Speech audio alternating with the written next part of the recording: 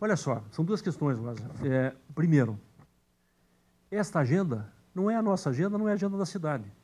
Então, toda vez que eu tenho que ir para a televisão, usar 30 segundos, 1 minuto, para falar da aliança, eu estou deixando de falar do investimento que a gente vai fazer na linha verde, dos recursos que a gente vai destinar para a educação, da crítica à gestão da saúde e à falta de planejamento. O segundo ponto, que é o único item que eles estão de manhã, de tarde, de noite me batendo. Eu apanhei durante 1 ano, tanto do Ratinho na Rede Massa, quanto da estrutura de comunicação da Prefeitura e do Governo do Estado. Eles pegaram isso e ficam batendo como se fosse a demonização do processo. O que eu tenho reafirmado? Primeiro, paga-se um preço por uma eleição majoritária. Não se faz política sem contradição. No Brasil, nós não temos ainda previsibilidade na vida partidária. Há uma absoluta falta de sintonia entre o que a gente vê na política nacional e na política local. Há um profundo desvirtuamento do que se pensa na vida partidária. Os partidos não têm diretórios, não têm convenção, não têm filiados. Eles se reúnem para escolher no cartório, do dono do cartório, quem será o candidato e quem será o presidente e o secretário da comissão executiva do partido. Não há lógica no processo nacional. Talvez o único partido hoje que tem uma identidade nacional, que é objeto de crítica, objeto de paixão, de elogio, é o PT. Em Curitiba, o PT hoje tem um eleitor que tem um voto ideológico contra, que está na faixa de 7% a 8%. Mas é o único partido também que tem de 7% a 8% de preferência da população. Um outro dado, a maior parte do eleitor não vota por questão ideológica, por questão programática ou por questão doutrinária. Na eleição municipal, o voto é pragmático. Quem dos candidatos vai melhorar a minha rua, vai garantir a vaga da creche do meu filho, vai garantir uma escola perto da minha casa, vai fazer com que eu não tenha que esperar 1 hora na fila do ônibus e possa chegar no trabalho menos cansado. O voto na eleição local é muito pragmático. Agora, é evidente que eu tenho procurado esclarecer isso, eu tenho procurado mostrar as razões que levaram a isso e lembrar que a minha disputa nunca foi para ser candidato a prefeito. Eu nunca pedi isso para ninguém. Não tem uma declaração pública minha. Eu nunca exigi isso do Requião e nunca exigi isso do Beto. Nunca. A minha briga com o Requião é porque aquilo estava se virando numa disputa de quadrilha. Eu entrei na justiça e ganhei na justiça. 3 anos depois, porque roubaram urna, as urnas tiveram que sair com polícia, teve que ter intervenção da polícia militar. Isso não é democracia. Isso é outra coisa, não é disputa partidária. E todas aquelas pessoas que eu lá enfrentei estão no governo do Estado hoje ou apoiando o Luciano. Quem que mudou? Tem gente que não muda mesmo, está sempre no governo. Eles continuam no governo, são coerentes. E com o Beto, eu nunca exigi isso. Ele sabe do que nós conversamos em 2004. Eu também nunca tornei isso público.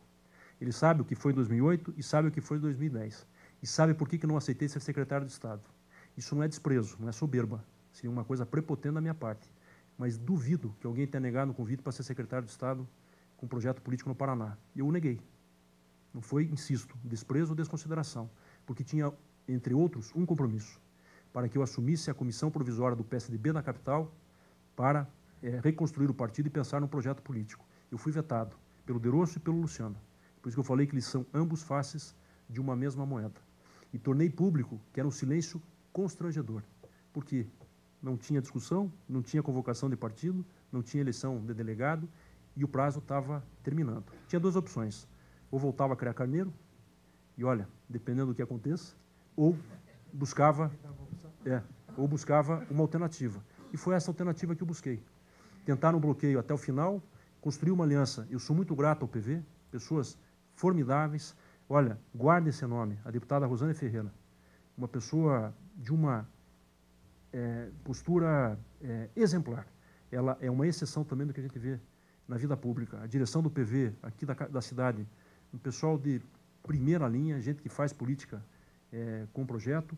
E o PT de Curitiba não é o PT mensaleiro. Qual é a bronca que eles têm com o PT de Curitiba? É a senadora Gleisi Hoffmann, que foi eleita senadora na capital.